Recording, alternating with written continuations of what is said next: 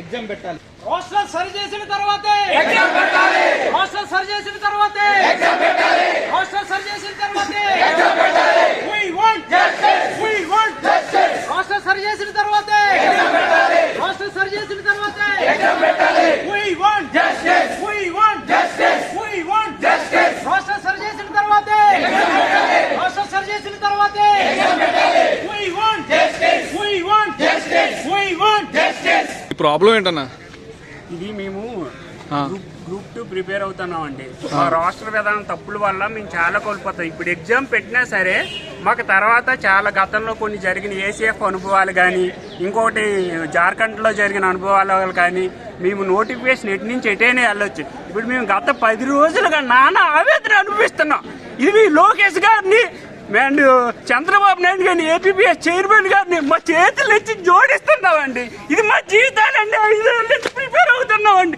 దయించి రాష్ట్ర క్లియర్ చేసి పెడితే 92,000 అభ్యర్థుల జీవితాలండి. ఇది మాకు టైం పట్టినా పర్లేదు. దీన్ని న్యాయబద్ధంగా చేసి మళ్ళీ కేసులు అయ్యేలా చేయొద్దండి. గత 5 ఏళ్ళుగా 6 ఏళ్ళుగా గ్రూప్ 2 కోసం మేము ప్రయత్నిస్తున్నాం. ఇప్పుడు నానా కష్టాలు పడుతున్నాం. మేము కుటుంబానికి దూరంగా ఉన్నాం. సమాజంలో గౌరవం లేకుండా ప్రిపేర్ అవుతూ ఈ రూముల్లో ఎంత కష్టపడి ఉన్నాం. మేము దయించి లోకేష్ గారిని చంద్రబాబు నాయుడు గారిని పవన్ కళ్యాణ్ గారిని ఏపీపీఎస్ చైర్మన్ చేతులేస్తే ప్రాధాన్యపడుతున్నామండి. మాకు రాష్ట్రం క్లియర్ చేసి మీరు ఎగ్జామ్ పెట్టాలి, లేకపోతే మా ప్రాణాలు పోతాయండి. 90,000 అభ్యర్థుల జీవితాలండి. దయించి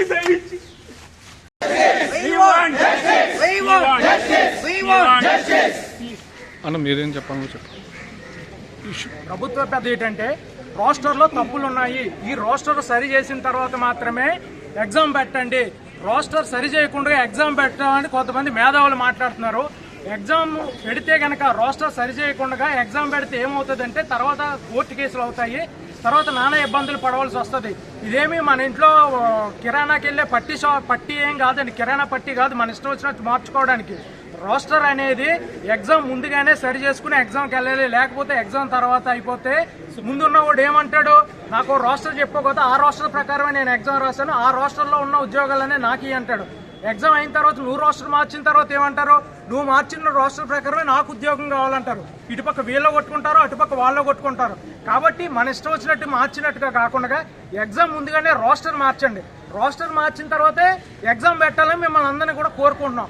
ఇంకో విషయం ఏంటంటే ఏమైనా ఒకవేళ ఎల్లుండి జరగబోయే ఎగ్జామ్ ద్వారా ఏమైనా ప్రభుత్వానికి ఏమన్నా నష్టం జరుగుతుంది, మేమన్నీ కూడా పేపర్లు ప్రింట్ చేసేసామని మీరేమైనా ప్రభుత్వానికి ఆదాయానికి నష్టం జరుగుతుంది అంటే కనుక ఆ నష్టాన్ని నిరుద్యోగులు మేమందరూ కూడా భరిస్తాం, మేమే చెల్లిస్తాం. దాన్ని అవసరమైతే మీరు ప్రింట్ చేసిన ఆ పేపర్లని మేము మాక్ టెస్ట్కి ఉపయోగించుకోవడానికి మేమే కొనుక్కుంటాం. మీకు ఎంత ఖర్చు అయిందో చెప్పండి, ఆ నష్టాన్ని కూడా మేమే భరిస్తాం. కాబట్టి ప్రభుత్వం నిరుద్యోగులు ఎంతమైతే ఉన్నారో 92,000కు పైగా నిరుద్యోగులు ఉన్నారో ఈ నిరుద్యోగుల ఆవేదన మీరు అర్థం చేసుకోవాలి.